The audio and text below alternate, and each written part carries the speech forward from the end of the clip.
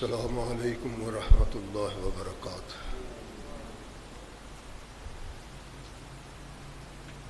الحمد للہ نحمده ونستعینه ونستغفره ونؤمن به ونتوکل علیہ ونعوذ باللہ من شرور انفسنا ومن سیئات اعمالنا من يهده الله فلا مضل له ومن يضلل فلا هادي له ونشهد أن لا إله إلا الله وحده لا شريك له ونشهد أن محمدا عبده ورسوله أما بعد فأحسن الحديث كتاب الله وخير الهدي هدي محمد صلى الله عليه وسلم وشر الأمور محدثاتها وكل محدثة بدعة وكل بدعة ضلالة وكل ضلالة في النار أما بعد فأعوذ بالله السميع العليم من الشيطان الرجيم من همزه ونفخه ونفثه بسم الله الرحمن الرحيم ومنهم من يؤمن به ومنهم من لا يؤمن به وربك عالم بالمفسدين صدق اللہ مولانا العظیم وصدق رسولہ النبی الکریم۔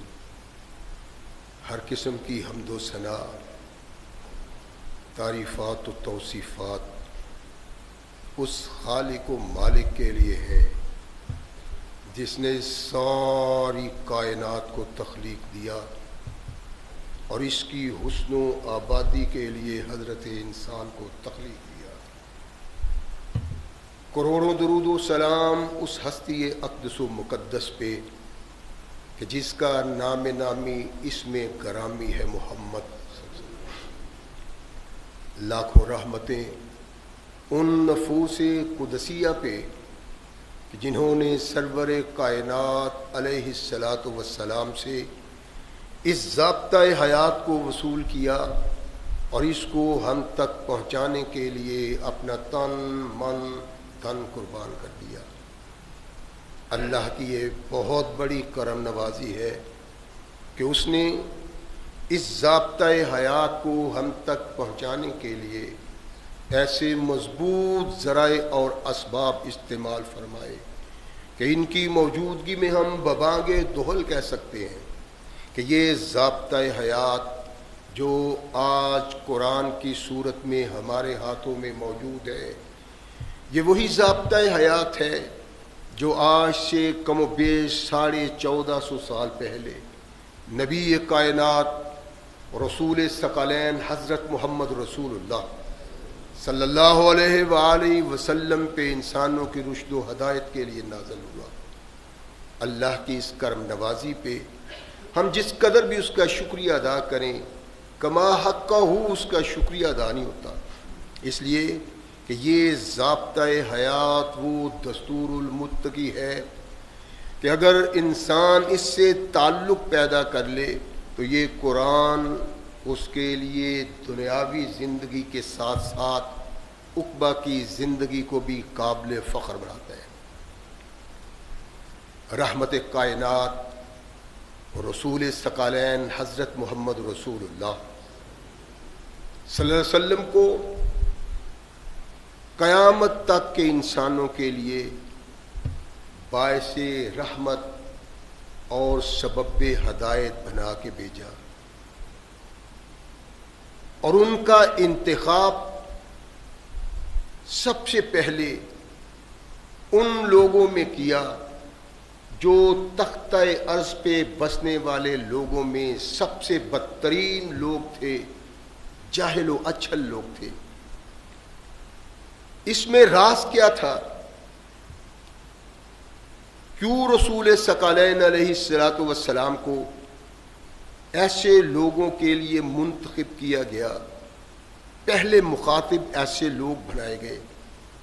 شاید اس کا سبب یہ تھا کہ اللہ ہمیں بتلانا چاہتے تھے کہ آنے والے لوگوں اگر اس قرآن اور محمد کی بنا پہ صلی اللہ علیہ وسلم ایسے بدو جاہل و اجہل لوگ کامیاب ترین انسان بن سکتے ہیں تو آخر تم کیوں نہیں؟ یہ غور طلب بات ہے، سوچنا چاہیے ہمیں۔ وہ ابتدائی دور جو مصائب کا دور تھا، آلام کا دور تھا، بڑا مشکل دور تھا ان لوگوں کے لیے جو کلمہ توحید و رسالت پڑھ چکے تھے، لیکن پھر بھی ان کی زندگی بڑی مطمئن تھی۔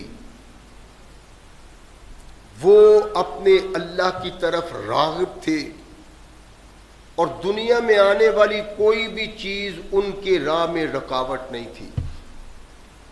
اللہ سے تعلق پیدا کیا تو پھر یہ اپنے کردار سے بتلایا کہ ان کا تعلق اللہ سے ایسا ہے جو تعلق اللہ انسان کا چاہتے ہیں کہ اس کے ساتھ ہو۔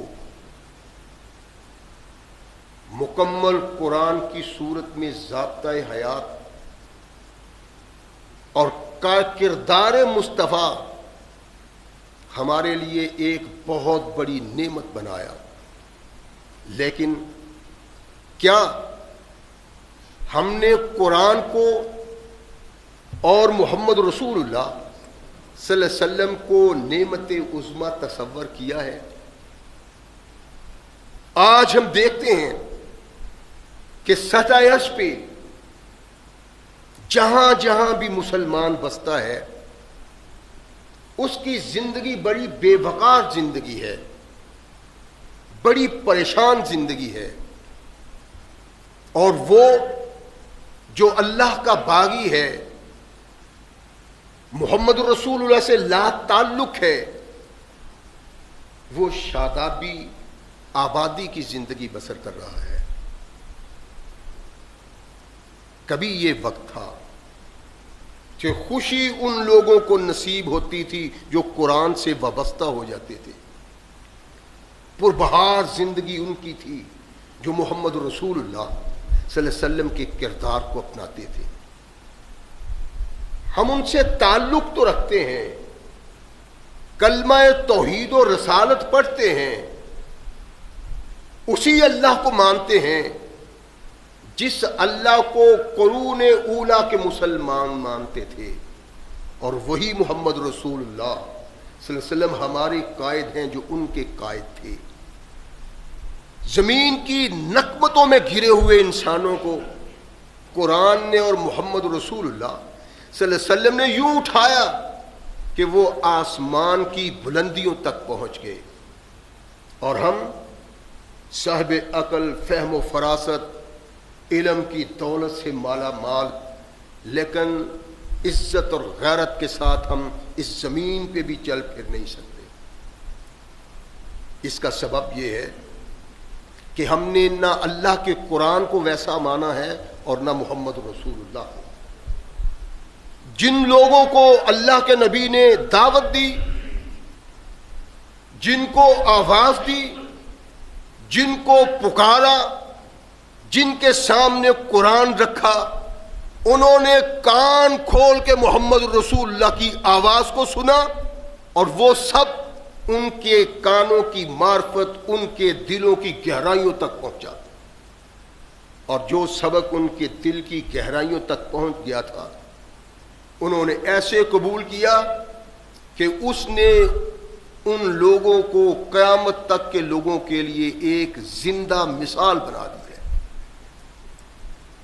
رحمت کائنات محمد رسول اللہ صلی اللہ علیہ وسلم لوگوں کو توحید کی طرف بلاتے ہیں، اسلام کی طرف بلاتے ہیں۔ اللہ کہتے ہیں محمد رسول اللہ ان کو بلاتے تھے صلی اللہ علیہ وسلم، وَمِنْهُمْ مَنْ يُؤْمِنُ بِهِ وَمِنْهُمْ مَنْ لَا يُؤْمِنُ، ان میں کچھ خوش نصیب لوگ ایسے تھے جو محمد رسول اللہ کی آواز پہ لبیک کہتے تھے، اور کچھ ایسے بد نصیب تھے سب کچھ جاننے بوجھنے کے باوجود نہ وہ محمد کی رسالت پہ ایمان لائے نہ اللہ کی توحید کو قبول کیا۔ لیکن ان لوگوں میں جن لوگوں نے قبول کیا وہ انسانیت کے لیے عظمت کا مینارہ ثابت ہوئے۔ ثقلین کے تاجدار محمد رسول اللہ صلی اللہ علیہ وسلم جب فتح مکہ کے سلسلہ میں مکہ کے قریب پہنچے تو اللہ کے نبی نے ارشاد فرمایا کہ 4 بندے، 4 اشخاص مکہ میں ایسے ہیں جو شرک سے بہت دور ہیں اور اسلام کے بہت قریب ہیں لیکن مسلمان نہیں ہیں۔ ان میں سے 3 کا ذکر تو ہم کر چکے۔ اللہ کے نبی علیہ الصلوۃ والسلام پہ ایک یہ بھی ایمان لانے والا انہی لوگوں میں سے ہے جن 4 لوگوں کا ذکر محمد رسول اللہ صلی اللہ علیہ وسلم کی زبان وحی ترجمان سے ہوا، اور یہ شخص نبی رحمت محمد رسول اللہ صلی اللہ علیہ وسلم سے انتہائی عقیدت، محبت اور پیار رکھتا تھا، لیکن ہدایت تب تک نصیب نہیں ہوتی جب تک اللہ نہ چاہے۔ محبت اس کو بہت ہے، پیار اس کو بہت ہے، چاہتا یہ بہت ہے، لیکن محمد رسول اللہ کو اللہ کا رسول نہیں مانتا۔ بڑا خوش نصیب انسان ہے، اور پھر اس کا تعلق بھی ان لوگوں سے ہے جو محمد رسول اللہ سے یوں وابستہ ہیں کہ دوئی نظر نہیں آتی۔ یہ سیدہ طاہرہ خدیجہ رضی اللہ تعالی عنہا کا بھتیجا ہے، اور زبیر بن العوام کا چچے کا بیٹا ہے۔ قریبی لوگ ذی شعور محمد رسول اللہ پہ ایمان لائے ہیں۔ یہ بربلا محبت کا جو اظہار کرتا ہے کہ محمد ایسی شخصیت ہے کہ جس سے انسان محبت کرنے کے لیے مجبور ہے، کردار ایسا ہے، افعال ایسے ہیں، لیل و نہار ایسے ہیں کہ جو بھی محمد کو دیکھتا ہے پیار کرنے کو دل چاہتا ہے۔ اور یہ مکہ کے لوگوں کے لیے بڑی عزت کا حامل انسان تھا، بڑا احترام تھا مکہ والوں میں۔ کیوں؟ اس لیے کہ مورخ کہتا ہے اس کی پیدائش کعبۃ اللہ میں ہوئی تھی، اور اس کی پیدائش کی بنا پہ لوگ اس کا بڑا احترام کرتے تھے کہ یہ اللہ کا وہ مقبول بندہ ہے جس کی پیدائش کے لیے اللہ نے اپنا گھر منتخب کیا ہے۔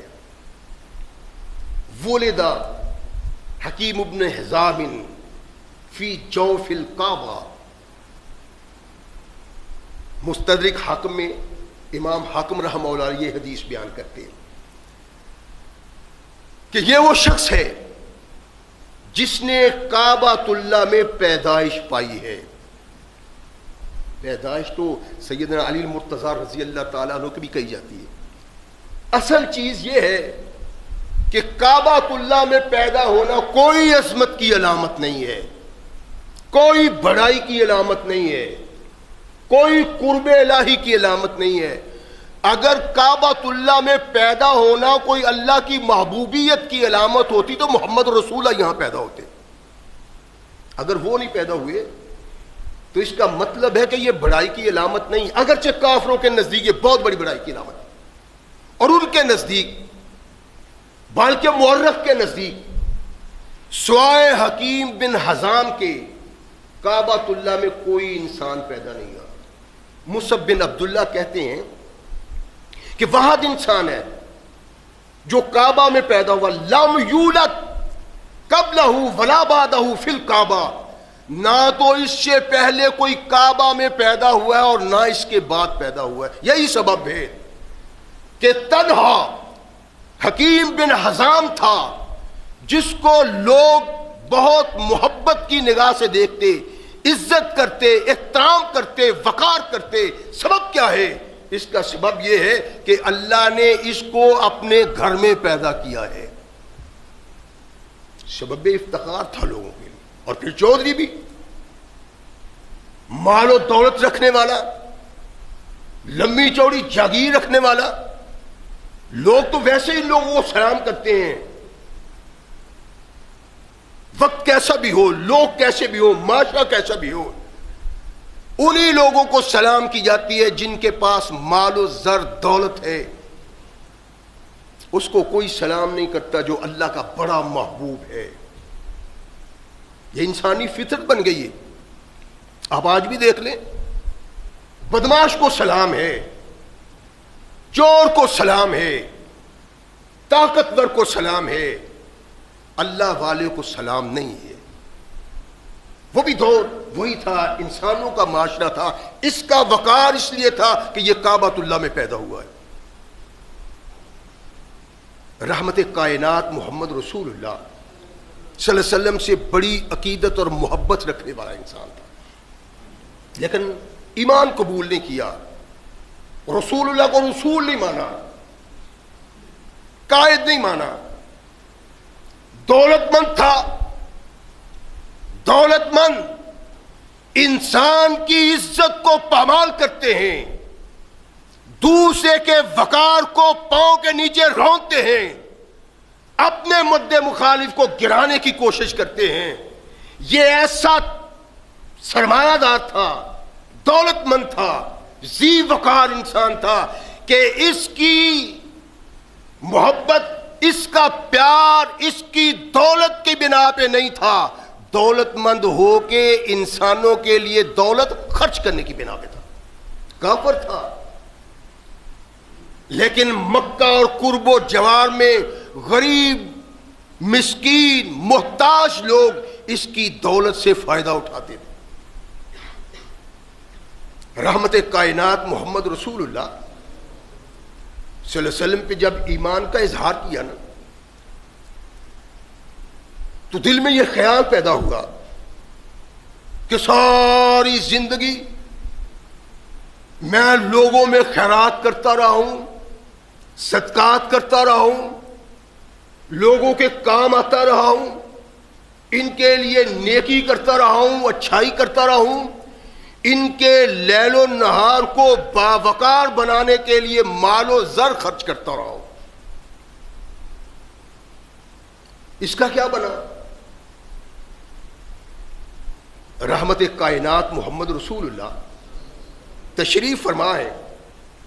ایک دن عرض کرتا ہے, اللہ کے نبی, میں نے 20 غلام آزاد کیے ہیں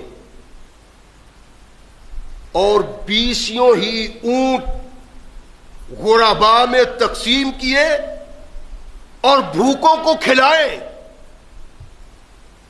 اتنا لمبا عرصہ میں لوگوں کی خدمت کرتا رہا ہوں, آج میں نے کلمہ توحید پڑھ لیا ہے, اللہ کے نبی کن تو افلحا فی الجاہلیہ، اس جاہلی دور میں نے جو اللہ کی رضا کے لیے، اللہ کی خوشنودی کے لیے، اللہ کی مخلوق میں اپنی دولت کو لٹایا، ان کے کام آیا، بھوکوں کے کام آیا، ننگوں کے کام آیا۔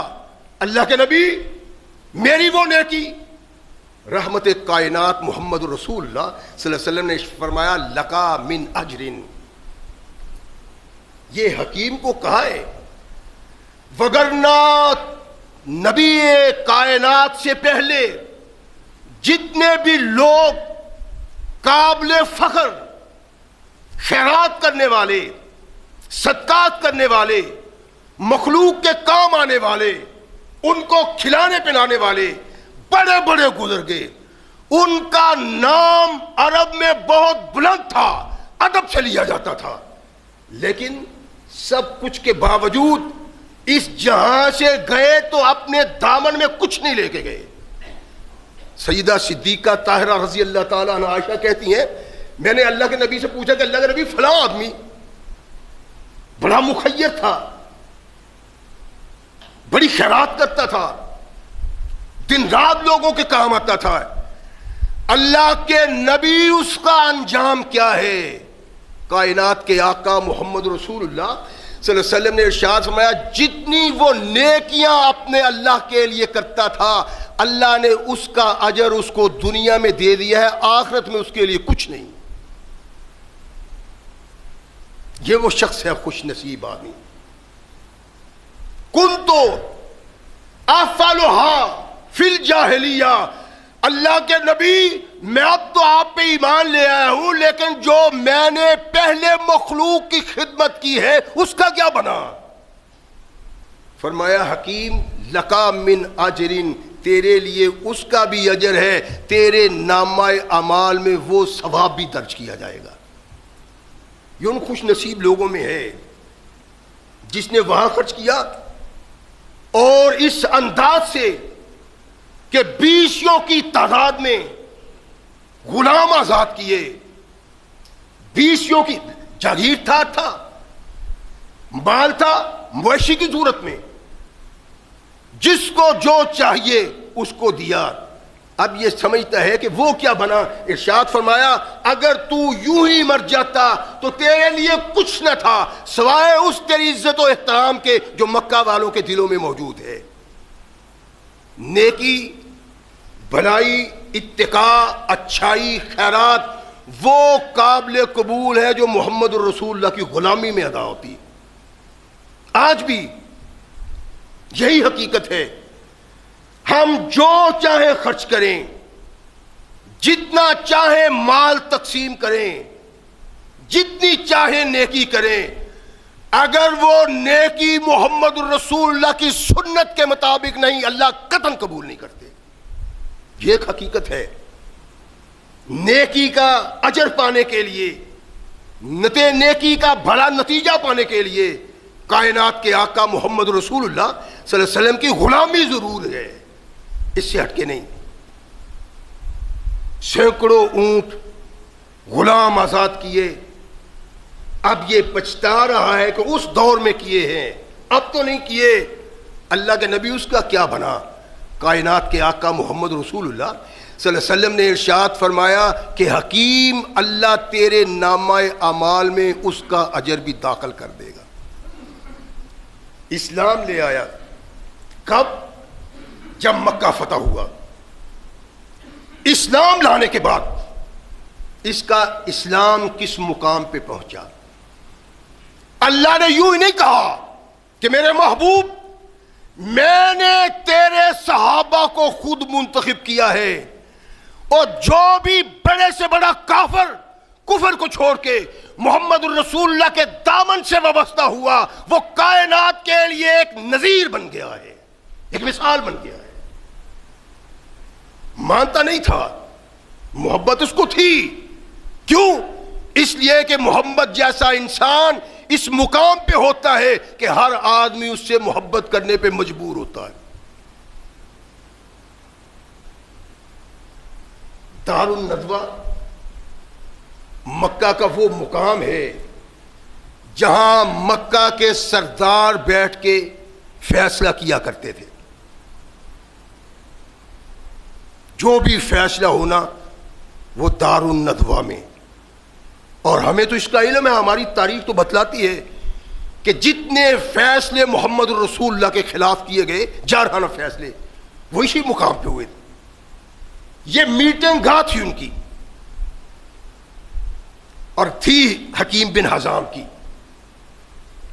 سیدنا امیر معاویہ کے دور میں حکیم نے یہ دار الندوہ سیدنا امیر معاویہ کے ہاتھ فروخت کر دیا. دیکھنا کیا ہے کہ جب یہ لوگ محمد الرسول اللہ کے دامن سے وابستہ ہوئے تو پھر ان کا کردار کیا بنا، ان کی سوچ کیا بنی، ان کی فکر کیا بنی. پہلے کیا تھا؟ اچھا تھا، انسانوں کے لیے پریشانی کا سبب نہیں تھا.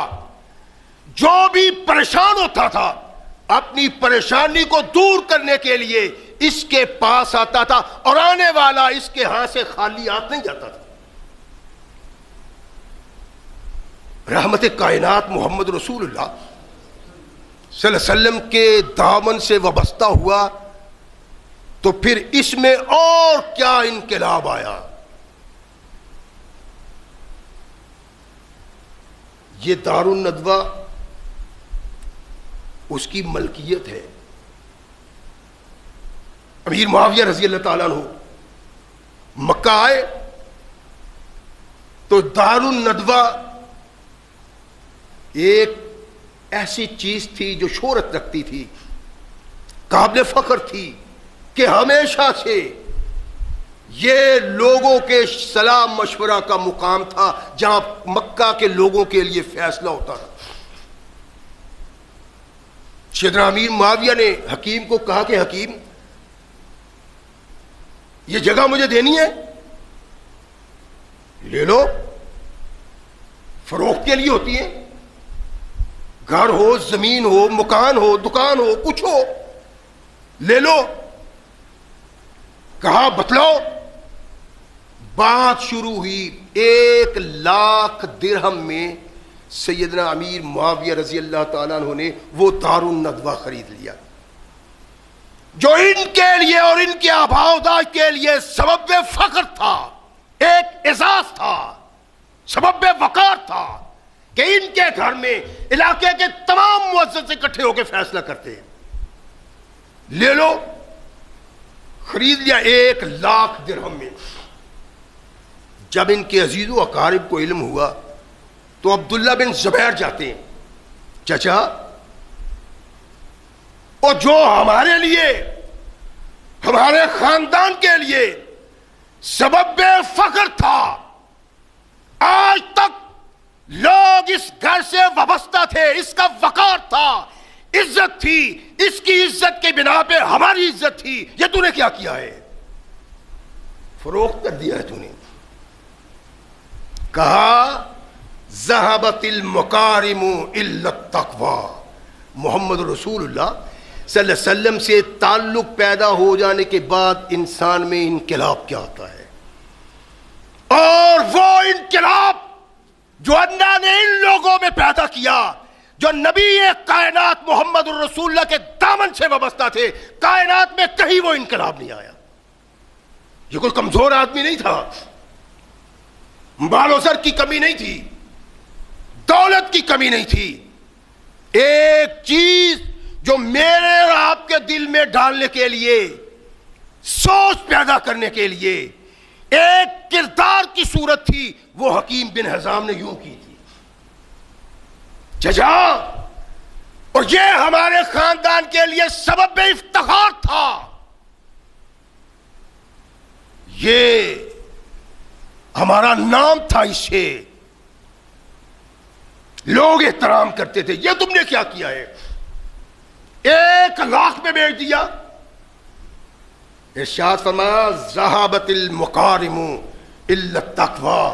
بیٹا، اسلام لانے کے بعد میں نے یہ سوچا ہے کہ کوئی وقار، کوئی عزت، کوئی کام قابل فخر نہیں. اگر کوئی قابل فخر ہے تو تقوی قابل فخر. ایک بہت بڑا سردار جس کی سرداری سب لوگ مانتے ہیں، اور اس کے کردار کی بنا پہ جب وہ محمد رسول اللہ کے دامن سے وابستہ ہوا، یہ تمام چیزیں بھول گئیں، ان کو پسے پش ڈالا اور بتلایا کائنات کے لوگوں کو جو محمد کی غلامی سے وابستہ ہوتا ہے انقلاب ایسا آتا ہے وہ دنیا کے لیے نہیں آخرت کے لیے سوچتا ہے. ذہبت المکارم الا التقوی. جس کے دل میں اللہ کا خوف ہو، جس کے دل میں اللہ کا ڈر ہو، جو اللہ کے فرمان کے مطابق زندگی بسر کرتا ہو، جو محمد رسول اللہ کی غلامی کو قبول کرتا ہے، پھر دنیا کا جاہ و جلال، دنیا کی عزت، دنیا کا احترام اس کے نزدیک کوئی حیثیت نہیں رکھتا. اگر اس کے نزدیک کوئی حیثیت رکھتا ہے تو اللہ سے ڈرنا حیثیت رکھتا ہے. یہ کائنات کے آقا محمد رسول اللہ صلی اللہ علیہ وسلم کا کردار تھا. جو کردار محمد رسول اللہ صلی اللہ علیہ وسلم نے انسانوں کو دیا تھا کہ وابستگی طوفان بپا کر دیتی ہے، انقلاب بپا کر دیتی ہے. انسان دنیا کو بھول جاتا ہے، پسے پوچھ ڈال دیتا ہے. میں نے عرض کیا تھا پچھلے خطبہ جمعہ میں کہ اس کے ساتھ جو چوتھا آدمی تھا جس کو پہلے نمبر پہ اللہ کے نبی نے یاد کیا، عطاب، اس نے تجارت کو چھوڑ دیا اور معمولی کام شروع کر دیا کہ کھانا بھی اپنی غیرت اور حمیت کے مطابق کھانا کھایا جائے اور اللہ کی عبادت کے لیے فراغت بھی چاہیے. حکیم بن حزام کا بھی یہی تھا. بہت بڑا دولت مند تھا، جاگیر تھا، اللہ کے نبی پہ ایمان لے، پہلے بھی تھا، لیکن اس میں اور جلا پیدا کی اللہ نے اور بتلایا کہ جو لوگ محمد سے وابستہ ہوتے ہیں، جو توحید کے علمبردار ہوتے ہیں، ان کو تمام کائنات سے اراض کرتے ہوئے محمد کے دامن سے یوں وابستہ ہونا چاہیے کہ جو اللہ رسول نے کہہ دیا وہ بس. اور جب تک صحابہ کا یہ کردار رہا، تابعین نے اس کردار کو اپنایا، تبع تابعین نے ان کی اطاعت کی. اللہ نے وہ عزت، وہ وقار، وہ جاہ و جلال دیا کہ تاریخ میں آدم سے لے کر اس وقت تک اور اس سے لے کر آج تک کسی انسان کو ویسا وقار نہیں ملا. یہ وقار کیوں ہے؟ کونین کے آقا محمد رسول اللہ صلی اللہ علیہ وسلم کی اطاعت کے سبب، اللہ کے حکم پہ عمل کرنے کے سبب. جب انسان سب کچھ چھوڑ دیتا ہے،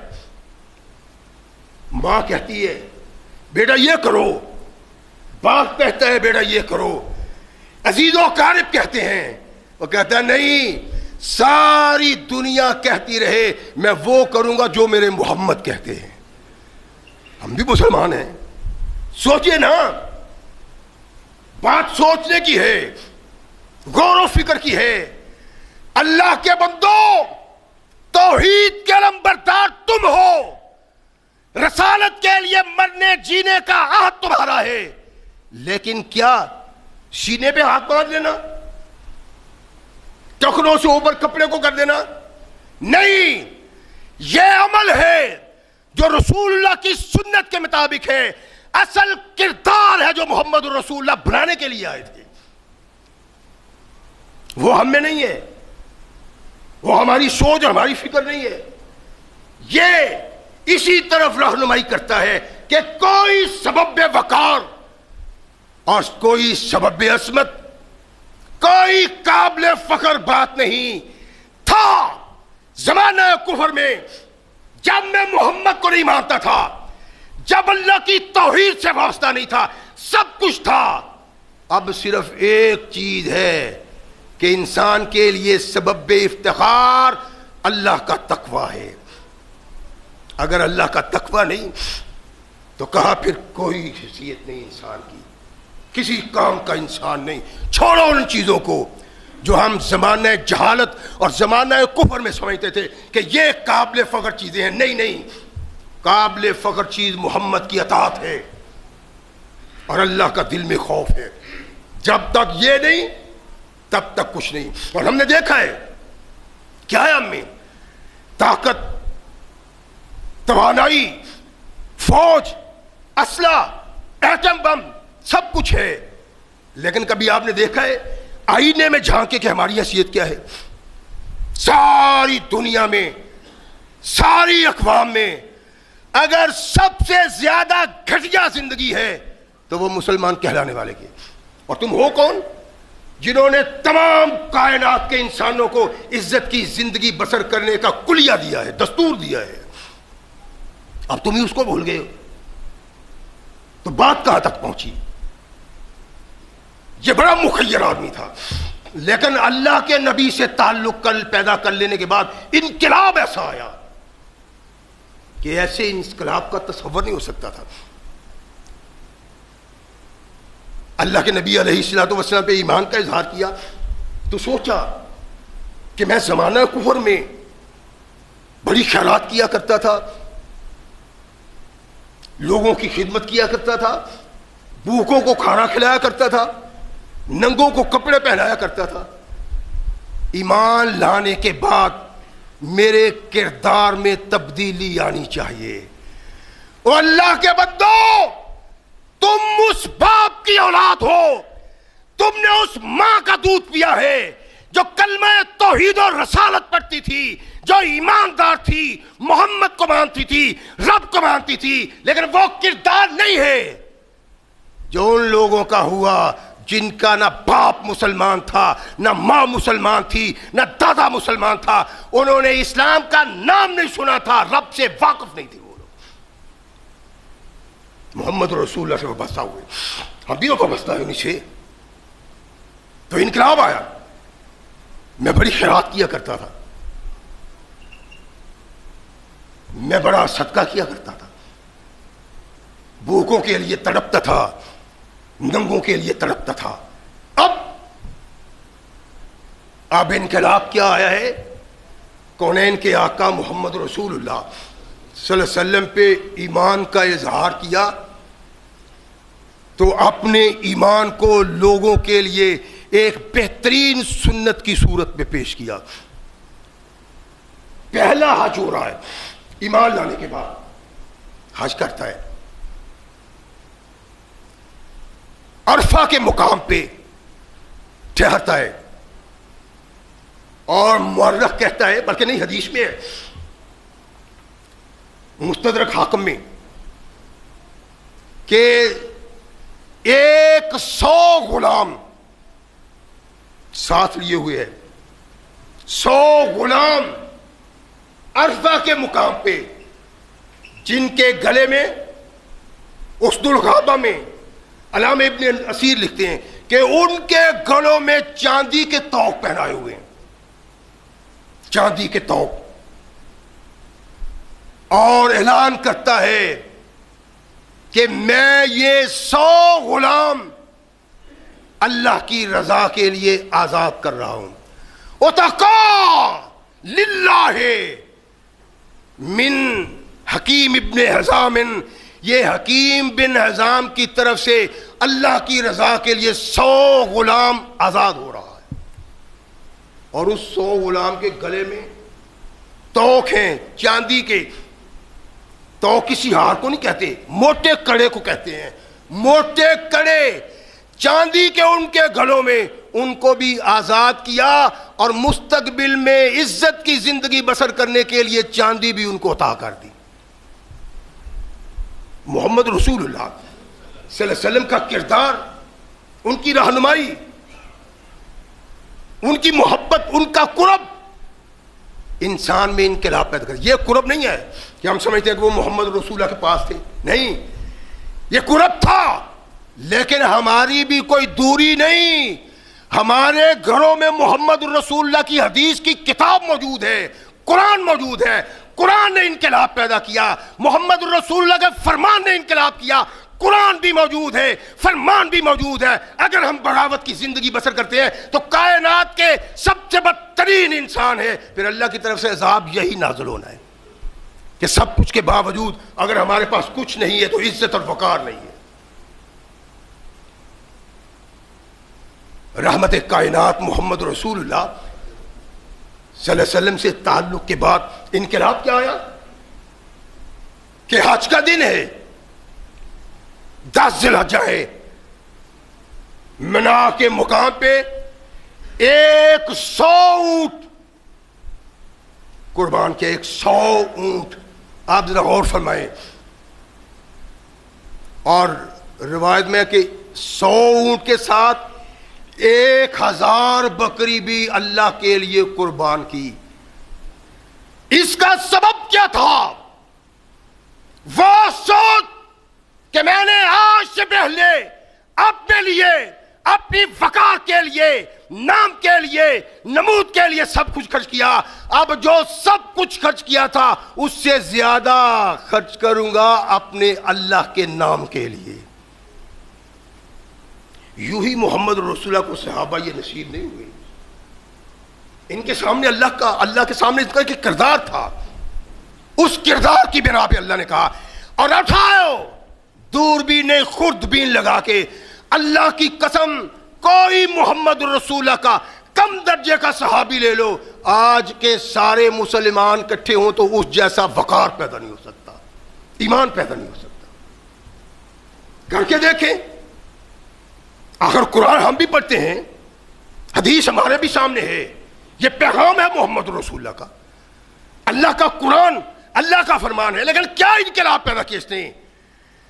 ان لوگوں میں انقلاب پیدا کیا، ان کی سوچ بدل گئی، فکر بدل گئی کہ اگر پہلے کچھ کرتے تھے اب زیادہ کرنا ہے تاکہ اللہ کو بتلا دے اللہ تجھ سے وابستہ ہونے کے بعد سب کچھ تیرے لیے قربان کر دیا ہے. عقیدت ہے محمد رسول اللہ سے. اور اتنا خرچ کیا کہ خود آسمان سے زمین تک آ گئے، سارا ہی خرچ کر دیا اللہ کی رضا کے لیے. کیوں؟ اس لیے کہ اس کو محمد الرسول اللہ کے کردار سے یہی کچھ ملا تھا. مل تو ہمیں بھی سکتا ہے، لیکن جب ہم دیکھیں محمد الرسول اللہ کے فرمان کو، آپ دیکھیں غور کریں کہ 8 دن میں ایک دن آتا ہے اللہ کا قرآن اور محمد رسول اللہ کا فرمان. لیکن کیا یہ کہا جا سکتا ہے یہ معاشرہ مسلمان کا، مومن کا معاشرہ ہے؟ نہیں. اللہ کے نبی محمد رسول اللہ اور ان صحابہ کے دور میں جن پہ آج بد کردار لوگ اسلامی سلطنت میں تان کرتے ہیں، تشنیع کرتے ہیں، انگلی اٹھاتے ہیں، ان کا کردار کیا تھا؟ تمہارا کردار کیا ہے؟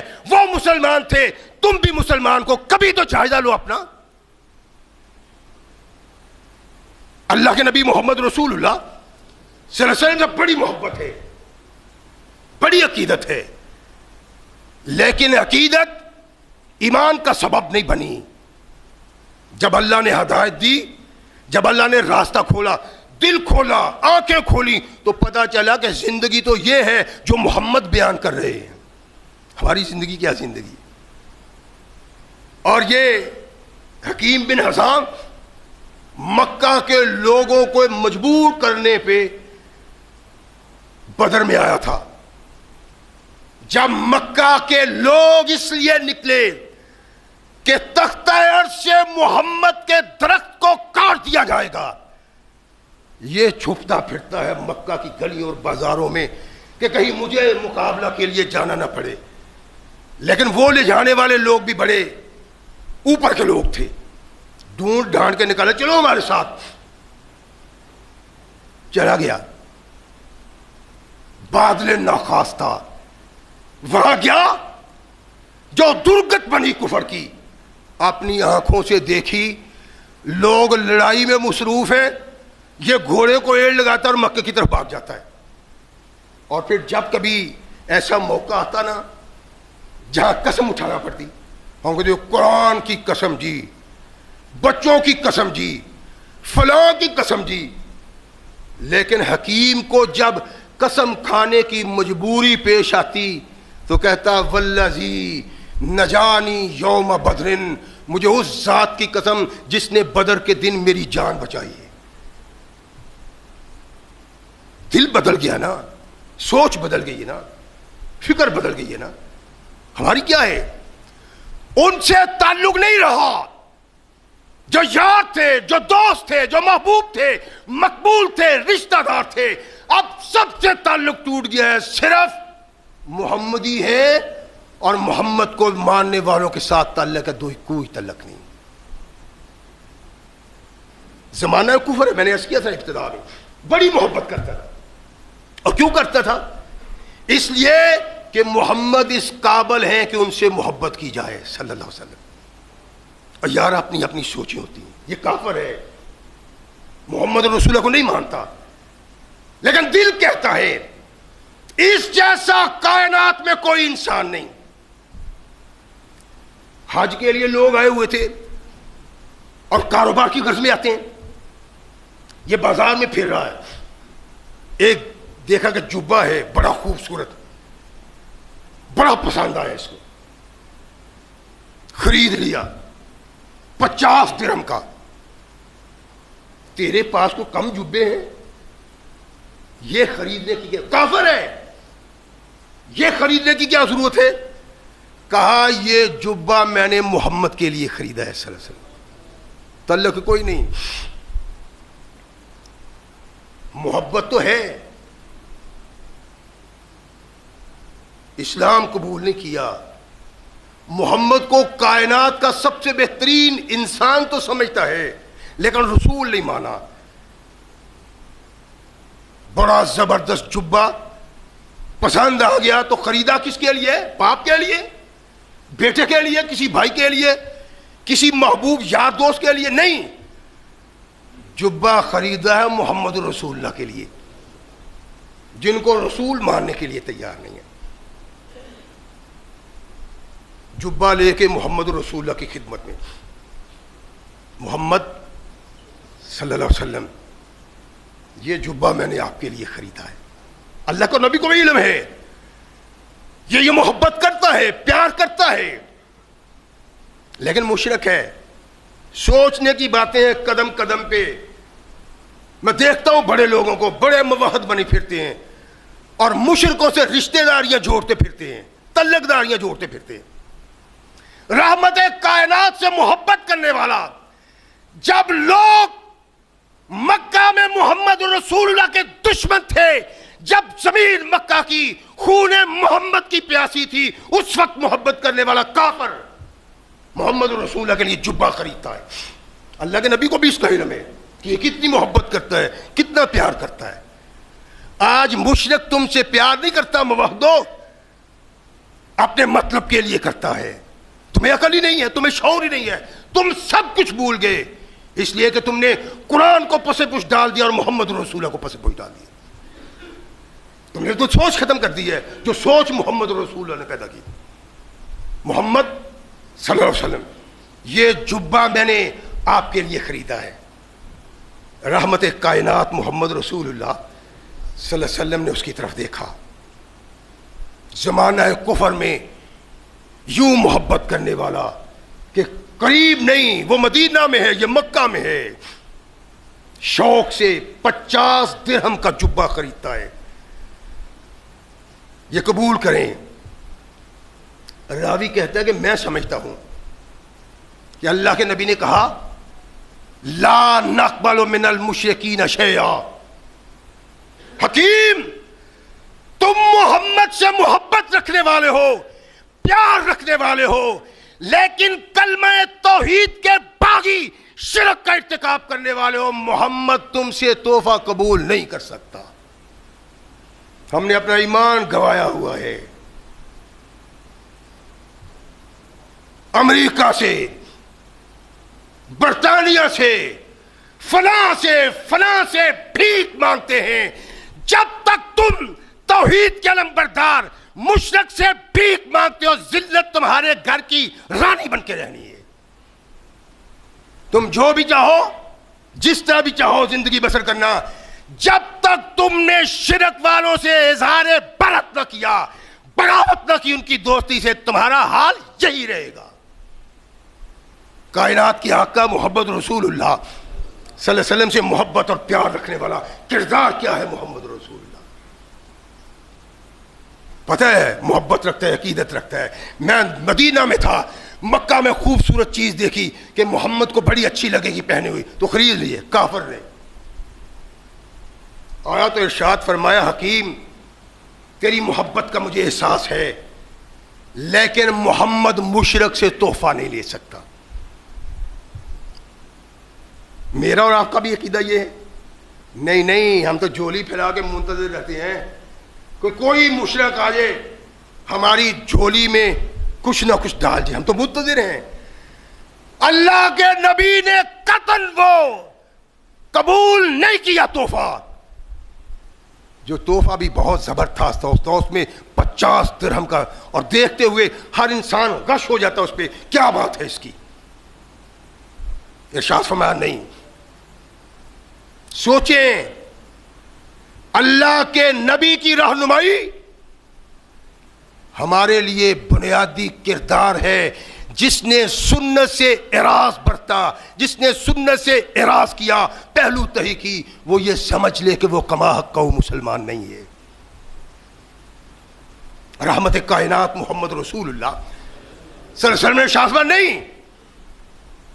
حکیم کہنے لگا, میرے آقا یہ تو میری محبت کا تقاضا تھا, میں محبت سے لایا ہوں. فرمایا تیری محبت محمد کو نظر آتی ہے, پتہ مجھے, لیکن حکیم اصول بھی ایک اصول ہوتا ہے, دستور بھی ایک دستور ہوتا ہے. جو دستور محمد رسول اللہ اور صحابہ نے اپنایا, آج اس دستور کو ہم نے اپنے کردار سے دفن کر دیا ہے. اتنا تعلق, اتنی قربت مشرک سے ہے.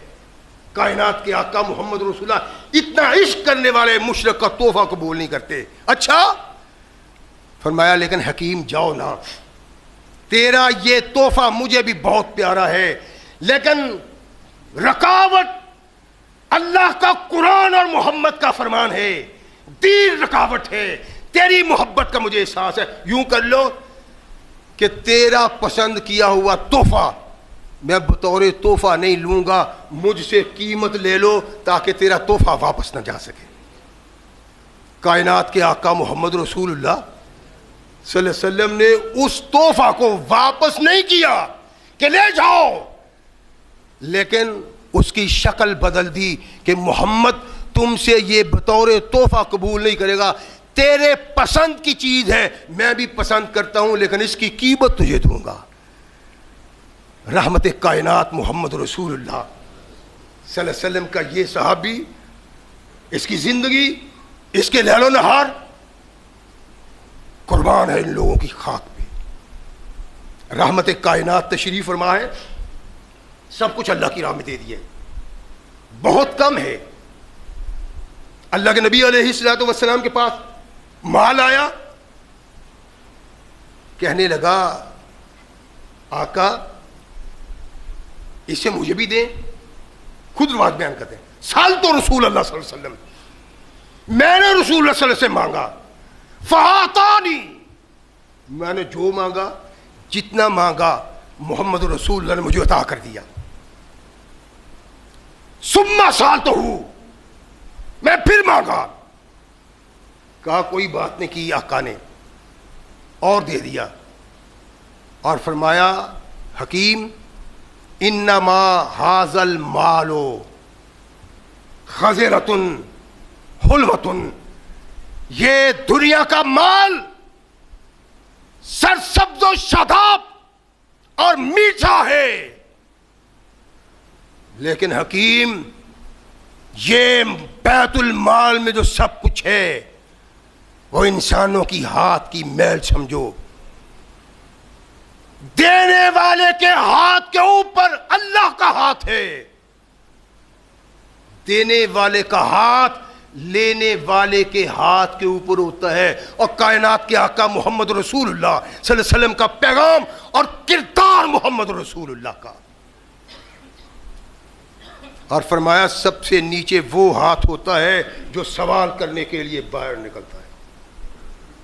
سر جھکا لیا, والذی بعثک بالحق، حکیم قسم اٹھاتے ہیں، والذی بعثک بالحق، آقا مجھے اس ذات کی قسم جس نے آپ کو رسول بنا کے بھیجا ہے حق کے ساتھ، آج کے بعد آپ سے بھی نہیں لوں گا، فلا احدن بعدہ شیئا، اور نہ کسی انسان سے اس کے بعد کچھ لوں گا۔ رحمت کائنات محمد رسول اللہ صلی اللہ علیہ وسلم کی ایک خواہش تھی، غور فرمائیں اس بات پہ، صحابہ کے کردار بیان کرنے کا مقصد کیا ہوتا ہے؟ کچھ پانا، لیکن یہ بد نصیبی ہے ہم سو جائیں، اس کان سے سنیں اس سے نکال دیں، تو یہ بد نصیبی ہے۔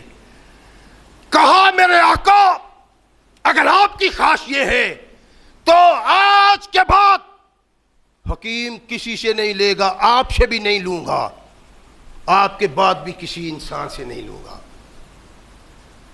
جب یہ محمد رسول اللہ کے سامنے بات کی، عہد کی، تو پھر اس کو نبھا کے دکھایا۔ غور کریں نا، اللہ کے نبی محمد رسول اللہ حکم نہیں دیا، پابند نہیں کیا، اپنی خواہش کا اظہار کیا کہ محمد چاہتا ہے ایسے ہی ہوگا، اب قیامت تک ساری زندگی کسی سے کچھ نہیں لوں گا، اور پھر ساری زندگی نکل گئی۔ آپ بھی سوچیں، میں بھی سوچوں کہ ہم بھی ایسی زندگی بسر کرتے ہیں کہ جو کائنات کے آقا محمد رسول اللہ نے فرمایا اس کے لیے زندہ اور اس کے لیے مرے، وہ ہمارے گلے کا ہار ہو، وہ سر کا تاج ہو جو محمد رسول اللہ کا فرمان ہو، جو نبی کائنات کی سنت ہو۔ باغی ہیں محمد رسول اللہ کی سنت کے، سوچے ہی نہیں کبھی، معمولی سی بات ہے، معمولی سی بات، کیا کیا کہ تھک گیا ہو۔ یہ جو کٹنگ کرواتے ہو نا، اوپر بال ہیں، نیچے کے بال کٹوائے ہوئے ہیں، رواج بن گیا ہے۔ اللہ کے نبی محمد رسول اللہ صلی اللہ علیہ وسلم نے اسے منع کیا ہے، لیکن 20 بار کہنے کے باوجود نسل مسلمانی، مسلمان کے گھر میں پیدا ہونے والا، اور جس نے پیدا کیا ہے اللہ کی رحمت سے، نہ وہ محمد رسول اللہ کی آواز کو سنتا ہے نہ یہ آواز کو سنتا ہے۔ اور بد نصیبی یہ ہے کہ ہم سے ناراض ہو جاتے ہیں، کیا ہے جی، اور یہ قرآن نہیں پڑھاتے، او بھائی ہم تو صبح شام قرآن کے لیے بیٹھے ہوئے ہیں، کیوں؟ بچے نے نیچے سے بال مونڈ لیے تھے، اور تیری ناراضگی کا ایک لمحے کے لیے ہم پہ کوئی بوجھ نہیں، ہمیں اگر ڈر ہے تو اللہ کا ڈر ہے اور محمد رسول اللہ کی سنت سے پیار۔ وہ کردار جو ان لوگوں میں پیدا ہوا تمہارے اندر پیدا کب ہوگا؟ جب ہوگا تب عزت ملے گی، وگرنہ ایسے ہی ساری دنیا میں ذلیل و خوار ہونا پڑے گا۔ کوئی کام ہم وہ کریں جو محض اس بنا پہ کریں کہ یہ محمد رسول اللہ کی سنت ہے، کوئی کام ہم چھوڑ دیں محض اس لیے کہ یہ محمد رسول اللہ کو پسند نہیں ہے، کبھی ہوا ہماری زندگی میں؟ نہیں ہوتا۔ رحمت کائنات محمد رسول اللہ صلی اللہ علیہ وسلم نے ارشاد فرمایا کہ اللہ کے نبی آج کے بعد کسی سے نہیں لوں گا۔ سیدنا امیر المومنین امیر معاویہ رضی اللہ تعالیٰ عنہ کا دور حکومت ہے، حج کے لیے آئے، حکیم بن حزام بھی حج کر رہے ہیں، دیکھا بوڑھے ہو گئے ہیں، منہ میں دانت بھی کوئی نہیں، کھڑے ہو گئے کہ حکیم ان حالات میں آپ کیا کھاتے ہیں؟ کہا دانت ہی نہیں ہے، کھانا کیا ہے؟ اچھا، ارسل الیہ بلکوہ یشرب من لبنہا، ایک دودھ دینے والی اونٹنی بھیج دی کہ یہ لیں اس کا دودھ پیا کریں۔ حدیث ہے کہ ابا ان یقبلہا، انکار کر دیا کہ میں معاویہ سے اونٹنی لوں دودھ پینے کے لیے، ضد کی، کہا معاویہ ایسا نہیں ہو سکتا، مجھے ابو بکر نے کہا کہ وظیفہ لو میرا حق تھا، میں نے وظیفہ نہیں لیا اس لیے کہ میں نے محمد الرسول اللہ سے کہا تھا کہ اللہ کے نبی آج کے بعد کسی سے نہیں لوں گا۔ پھر عمر کا وقت آیا، منت کی، سماجت کی، خدا کے لیے آؤ، اپنا حصہ لے جاؤ، وظیفہ لے جاؤ۔ کہا عمر کہو یا نہ کہو، حکیم تم سے لینے کے لیے نہیں آئے گا۔ نہیں آیا۔ لوگوں کو کہا ایھا المسلمین، اے مسلمانوں گواہ رہو، میں حکیم کو اس کا وظیفہ دیتا ہوں، یہ لینے سے انکار کر رہا ہے۔ کیوں؟ کہ آقا کو یہ پسند نہیں تھا۔ تو پھر کہا یا قیامت تک جب تک زندہ ہوں تب تک نہیں ہوگا۔ معاویہ اگر ابو بکر سے نہیں لیا، اگر عمر سے نہیں لیا تو تجھ سے کیوں کر لوں؟ میں نے تو محمد الرسول اللہ کے کردار کو اپنانا ہے، ان کی افعال کو پرتانا۔ یہ تھا صحابہ کا کردار، اور ساری زندگی ایسی نکال دی۔ اللہ کی راہ میں سب کچھ قربان کر دیا تھا، کھانے کے لیے، عزت کو محفوظ رکھنے کے لیے کچھ تھا جو استعمال کیا، لیکن اکٹھا کچھ نہیں کیا۔ پھر حاصل نہیں لیا، حصہ وظیفہ وہ بھی نہیں لیا کہ محمد رسول اللہ صلی اللہ علیہ وسلم سے کہہ دیا کہ آج کے بعد کسی سے کچھ وصول نہیں کروں گا۔ یہ کردار ہے محمد رسول اللہ کے صحابہ کا، جس کردار نے زمین سے، عرب کے صحراؤں سے اٹھایا، آسمان تک پہنچایا، اور آج تک ان کا کردار مسلمان کے دل و دماغ میں موجود ہے۔ اگر یہ کردار ہم اپنا لیں، پھر اللہ زمین سے نکبتوں سے اٹھا کے ہمیں شہرت کے آسمان تک پہنچائے گا۔ محض اس کردار کی ضرورت ہے جو کردار محمد رسول اللہ کے صحابہ کا ہے۔ آمنو کما آمن الناس، ایمان لاؤ جیسے محمد کے صحابہ ایمان لائے تھے۔ یہی ایمان ہے، یہی ایمان اللہ کو قبول ہے۔ اور جب یہ ایمان پیدا ہوگا پھر صحابہ جیسا کردار پیدا ہوگا۔ جب وہ کردار پیدا ہوگا دنیا بھی جنت بن جائے گی، آخرت بھی جنت بن جائے گی۔ اللہ ہمیں صحیح مسلمان بننے کی توفیق عطا فرمائے۔ واخر دعوانا الحمدللہ۔